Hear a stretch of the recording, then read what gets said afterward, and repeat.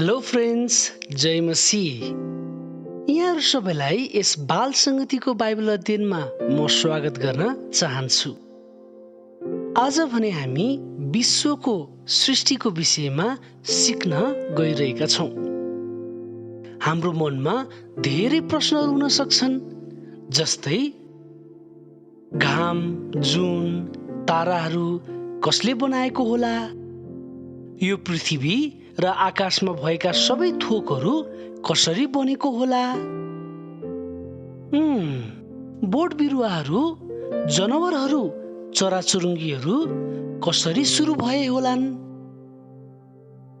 यस्ता धेरै प्रश्नहरू हाम्रो मनमा हुन सक्छन्, तर आज हामी यी सबै प्रश्नहरूको उत्तर बाइबलबाट हेर्नेछौँ। बाबु नानीहरू तयारी हुनुहुन्छ? Are you ready? ओ यस!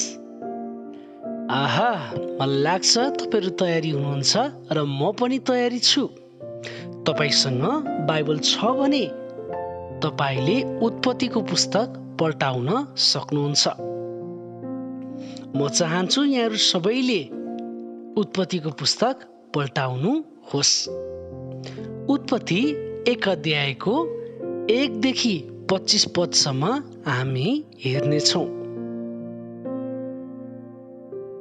उत्पत्ति 1 अध्यायको 1 देखि 25 पदमा बाइबलले बताउँदछ कि परमेश्वरले सारा संसारलाई बनाउनु भयो। उहाँले पृथ्वीमा भएका र आकाशमा रहेका सबै थोकहरू बनाउनु भयो। परमेश्वरले बोट बिरुवाहरू र जनावरहरू पनि बनाउनु भयो।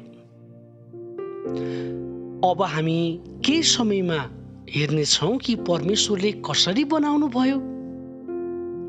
ल, यस अध्ययनमा म तपाईहरुलाई प्रश्नहरू सोध्नेछु र त्यो प्रश्नहरूको उत्तर तपाईले मलाई दिनुपर्नेछ र म त्यसको उत्तर पनि बताउँछु।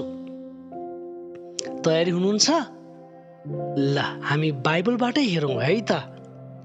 मेरो पहिलो प्रश्न तपाईलाई उत्पत्ति 1 अध्यायको 2 पद अनुसार पृथ्वी सुरुमा कस्तो थियो? ल, अब म यो पद पढ्छु र तपाईहरुले उत्तर थाहा पाउनु पर्नेछ। अनि पृथ्वी आकार बिनाको र शून्य थियो, अनि गहिरा सागरको सतहमाथि अन्धकार थियो, अनि परमेश्वरका आत्मा पानीको सतहमाथि घुम्नु हुन्थ्यो। ल, मलाई भन्नुस् त, यो पद अनुसार पृथ्वी कस्तो थियो? ट्राई गर्नुस् त। पृथ्वी आकार बिनाको र शून्य थियो। ठीक भन्नुभयो। अब अर्को प्रश्न है त। उत्पत्ति 1 अध्यायको 3 देखि 5 पदमा परमेश्वरले के गर्नु भएको छ? अब म पढ्छु। अनि परमेश्वरले भन्नुभयो, उज्यालो होस्, तब उज्यालो भयो। अनि परमेश्वरले देख्नुभयो उज्यालो असल थियो। अनि परमेश्वरले उज्यालोलाई दिन भन्नुभयो र अन्धकारलाई रात भन्नुभयो। अनि साँझ पर्यो र बिहान भयो, पहिलो दिन। अब मलाई भन्नुस् त, परमेश्वरले पहिलो दिन के बनाउनु भयो?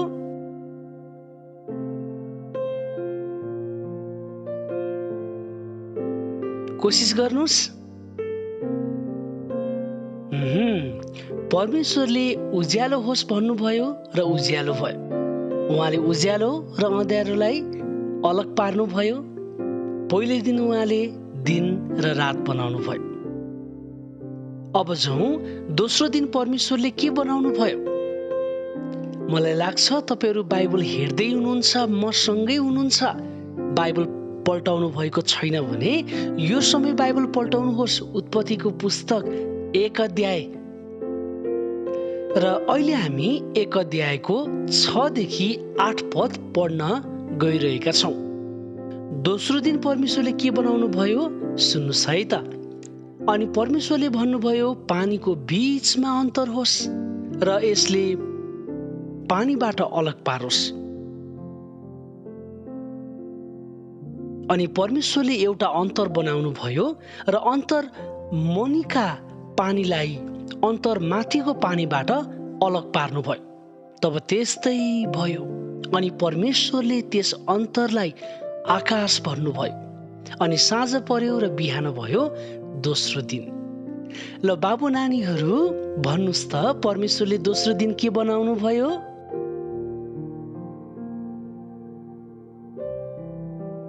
कसैले भनेको जस्तो लाग्यो। पानीलाई दुई भाग पार्नुभयो, अर्थात् पानीलाई पानीबाट अलग पार्नुभयो अनि आकाश बनाउनु भयो। ठिक भन्नुभयो। अब जाउँ तेस्रो दिन परमेश्वरले के बनाउनु भयो? तपाईहरू थाहा पाउनलाई एकदमै उत्साहित हुनुहुन्छ? म पनि उत्साहित छु। 9 देखि 13 पदसम्म हामी हेर्नेछौँ। अनि परमेश्वरले भन्नुभयो, आकाश मुनिका पानीहरू एक ठाउँमा जम्मा होउन् र सुक्खा जमिन देखा परोस्। तब त्यस्तै भयो। अनि परमेश्वरले सुक्खा जमिनलाई पृथ्वी भन्नुभयो र जम्मा भएका पानीलाई समुद्र भन्नुभयो। अनि परमेश्वरले देख्नुभयो त्यो असल थियो।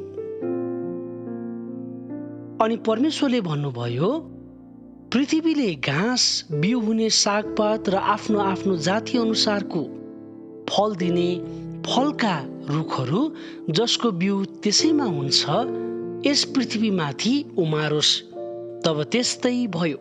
अनि पृथ्वीले घाँसहरू, आफ्नै जाति अनुसारको बिउ हुने सागपात र आफ्नो आफ्नो जाति अनुसारका फल दिने रुखहरू जसको बिउ त्यसैमा हुन्छ उमार्यो। अनि परमेश्वरले देख्नुभयो त्यो असल थियो। अनि साँझ पर्यो र बिहान भयो तेस्रो दिन। ल मलाई भन्नुहोस् त, अब तेस्रो दिन परमेश्वरले के बनाउनु भयो? भन्नुहोस् त। पानी एक ठाउँमा जम्मा गर्नुभयो र सुक्खा जमिन देखा पर्यो। र पृथ्वीले घाँस, बिउ हुने सागपात र आफ्नो आफ्नो जाति अनुसारको फल दिने फलका रुखहरू मार्यो। ठिक भन्नुभयो। तपाईँहरू कति ज्ञानी हुनुहुन्छ, तपाईँहरूले सिकिसक्नु भएको छ। ल राम्रो। अब जाउँ चौथो दिन परमेश्वरले के बनाउनु भयो? 14 देखि 19 पदसम्म।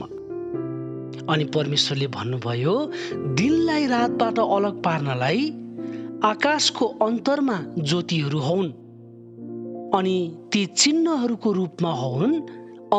ऋतुहरू, दिनहरू र वर्षहरूका निम्ति होउन्। अनि पृथ्वीमाथि उज्यालो दिनलाई ती आकाशको अन्तरमा ज्योतिहरूका निम्ति होउन्। तब त्यस्तै भयो। अनि परमेश्वरले 2वटा ठुला ज्योतिहरू बनाउनु भयो। ठुलो ज्योति दिनलाई प्रभुत्व गर्नलाई र सानो ज्योति रातमाथि प्रभुत्व गर्नलाई उहाँले ताराहरू पनि बनाउनु भयो।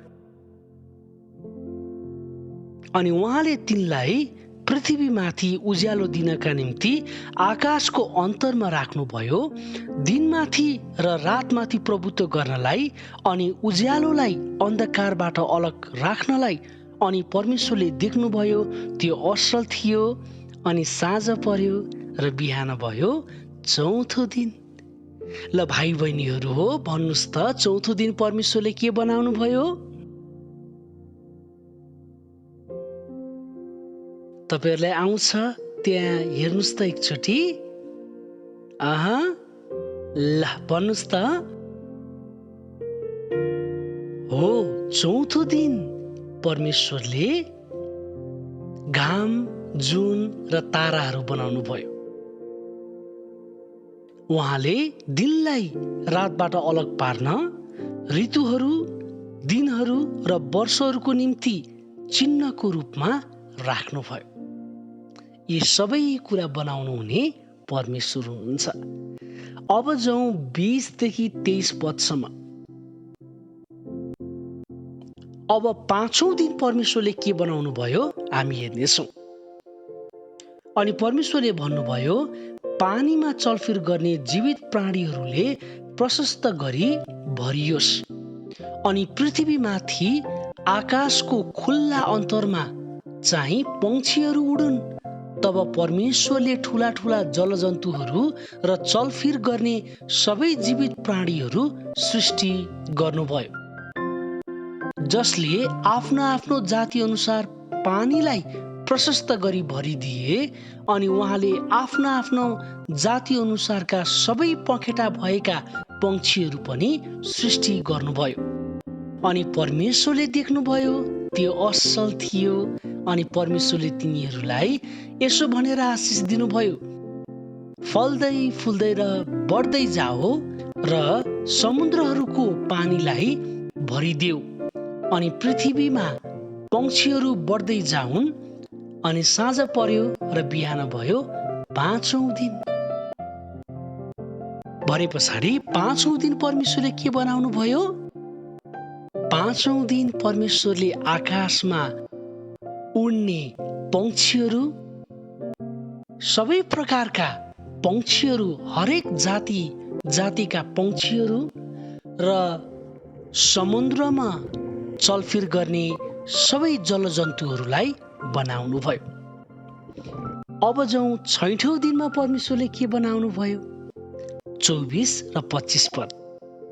अनि परमेश्वरले भन्नुभयो, पृथ्वीले आफ्नो आफ्नो जाति अनुसार जीवित प्राणी अर्थात् आफ्नो आफ्नो जाति अनुसार घरेलु पशु, घस्रने जन्तु र पृथ्वीका वनपशु उत्पन्न गरोस्।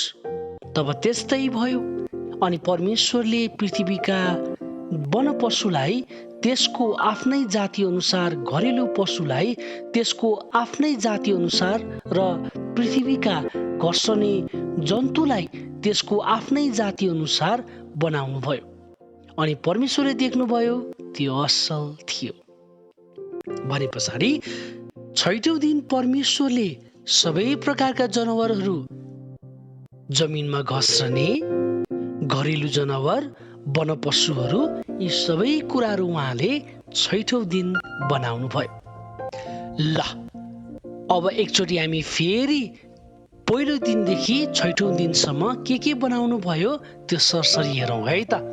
र म तपाईँहरूलाई सोध्छु पनि है, यस कारणले गर्दा तपाईँहरूले ध्यान दिएर सुन्नुहोस्, तपाईँलाई प्रश्नमा आउन सक्छन्। परमेश्वरले पहिलो दिन र रात बनाउनु भयो। दोस्रो दिन आकाश बनाउनु भयो। तेस्रो दिन सबै प्रकारका बोट बिरुवाहरू बनाउनु भयो। सुक्खा जमिन देखा पर्यो। चौथो दिन आकाशमा ताराहरू, घाम, जुन सबै उहाँले बनाउनु भयो। 5औं दिन पानीमा चलफिर गर्ने सबै जलजन्तुहरू र आकाशमा उड्ने र हरेक पंक्षीका जातिहरू उहाँले बनाउनु भयो। 6औं दिन उहाँले घरेलु पशुहरू र सबै प्रकारका जनावरहरूलाई बनाउनु भयो। आज हामीले यो सिक्यौं कि परमेश्वरले 6 दिन लगाएर यस पृथ्वीमा भएका र आकाशमा रहेका सबै थोकहरू बनाउनु भयो। जसरी घरलाई देख्दा हामी त्यो घर बनाउने कोही छ भनी सोच्छौं, त्यसरी नै यो पृथ्वी र यसमा भएका थोकहरूले हामीलाई यसलाई बनाउने कोही छ भनेर देखाउँदछ। हुन्छ त आज हामीले सारा संसारको सृष्टिको विषयमा सिकेका छौं। सारा संसारलाई एकमात्र परमेश्वरले बनाउनु भयो र सृष्टिकर्ता परमेश्वर चाहनुहुन्छ कि तपाईँ र मैले उहाँलाई चिनेको र उहाँको आराधना गरेको अर्थात् उहाँको महिमा र प्रशंसा गरेको उहाँ चाहनुहुन्छ। तपाईहरूको गृह कार्य चाहिँ पहिलो दिनदेखि 6औं दिनसम्म परमेश्वरले बनाउनु भएका सबै थोकहरूको चित्र बनाई मलाई पठाउन सक्नुहुन्छ। तपाईहरूमध्ये जसको चित्र सबैभन्दा राम्रो हुन्छ उहाँको त्यो चित्रलाई म ट्युटोरियल पेजमा अपलोड गर्नेछु। हेर्नुहोस् त कति ठुलो अवसर। ल है तपाईहरूले मेहनत गर्नुहोस्। हुन्छ त अब भने हामी छुट्नेछौँ। आउनुहोस् हामी सृष्टिकर्ता परमेश्वरलाई प्रार्थना गरौँ। परमेश्वर तपाईलाई धन्यवाद। तपाईले यति सुन्दर संसार बनाउनु भयो र हामीलाई यस संसारमा राख्नुभयो। आजको अध्ययनमा सहायता गर्नुभएकोमा परमेश्वर तपाईलाई धन्यवाद। यसको नाउँमा आमेन। हामी अर्कोचोटि भेट्दा मानव जातिको सृष्टिको विषयमा हेर्नेछौँ। त्यतिन्जेलको निम्ति म बिदा हुनेछु। केही प्रश्नहरू छन् भने तपाईहरूले मलाई पठाउन सक्नुहुन्छ। हुन्छ अब भने हामी छुट्नेछौँ। जय मसीह।